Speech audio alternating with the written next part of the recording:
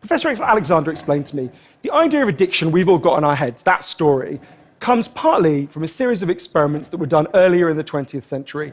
They're really simple experiments. You can do them tonight when you go home if you feel a little bit sadistic. You get a rat and you put it in a cage, and you give it 2 water bottles. One is just water, and the other is water laced with either heroin or cocaine. If you do that, the rat will almost always prefer the drugged water and almost always kill itself quite quickly. So there you go, right? That's how we think it works. In the 70s, Professor Alexander comes along and he looks at this experiment and he noticed something. He said, we're putting the rat in an empty cage. It's got nothing to do except use these drugs. Let's try something a bit different. So Professor Alexander built a cage that he called Rat Park, which is basically heaven for rats, right? They've got loads of cheese, they've got loads of colored balls, they've got loads of tunnels.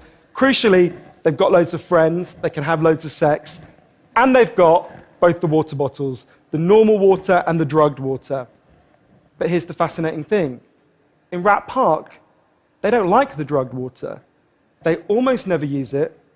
None of them ever use it compulsively. None of them ever overdose. You go from almost 100% overdose when they're isolated to 0% overdose when they have happy and connected lives.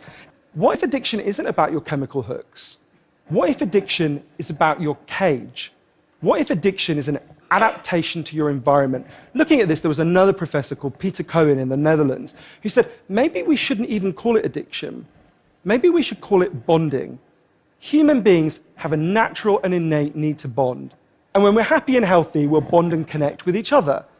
But if you can't do that because you're traumatized or isolated or beaten down by life, you will bond with something that will give you some sense of relief. Now, that might be gambling, that might be pornography, that might be cocaine, that might be cannabis, but you will bond and connect with something because that's our nature. That's what we want as human beings.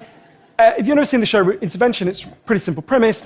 You get an addict, all the people in their life, gather them together and say, if you don't shape up, confront them with what they're doing, and they say, if you don't shape up, we're going to cut you off, right? So what they do is they take the connection to the addict and they threaten it. They make it contingent on the addict behaving the way they want.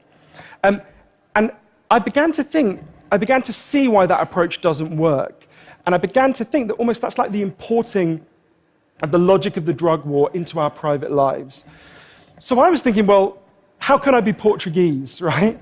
And what I try to do now, and I can't tell you I do it consistently, and I can't tell you it's easy, is to say to the addicts in my life that I want to deepen the connection with them, to say to them, I love you whether you're using or you're not. I love you whatever state you're in. And if you need me, I'll come and sit with you because I love you and I don't want you to be alone or to feel alone. And I think the core of that message, you're not alone, we love you, has to be at every level of how we respond to addicts, socially, politically, and individually. For 100 years now, we've been singing war songs about addicts. I think all along we should have been singing love songs to them because the opposite of addiction is not sobriety. The opposite of addiction is connection. Thank you.